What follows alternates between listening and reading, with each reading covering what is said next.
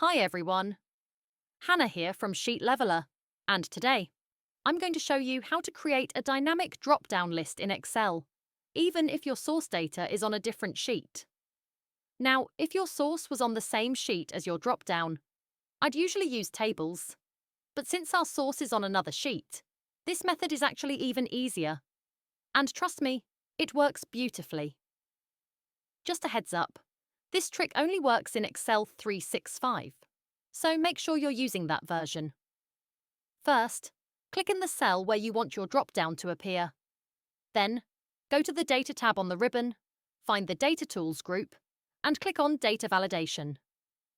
In the Data Validation window, for Allow, choose List click in the source box, then navigate to your list of property names on the other sheet. Here's my little secret for making it dynamic. When selecting the source, include some blank cells at the bottom where you'll eventually add new items. This way your drop-down automatically updates when you add new entries. Click OK, and there's your drop-down. You might notice one tiny issue. There's a blank space in the drop-down because of those extra blank cells we included. Don't worry, this is super easy to fix. Go back to Data Validation, and in the source box, simply put a full stop after the colon in your range reference. Click OK, and just like that, the blank space disappears. Now comes the fun part. Add a new apartment to your list, let's say apartment 5.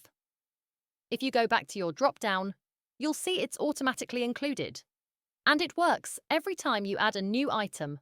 No extra steps required. See? Creating a dynamic drop-down list across sheets isn't scary at all. I personally love this trick because it saves so much time and keeps your lists neat and tidy. That's all I wanted to cover in this video. If you found it helpful, please give it a thumbs up and don't forget to subscribe. I can't wait to share more Excel tips with you. Excel is an amazing tool once you get the hang of it, and I'm so excited to be learning alongside you.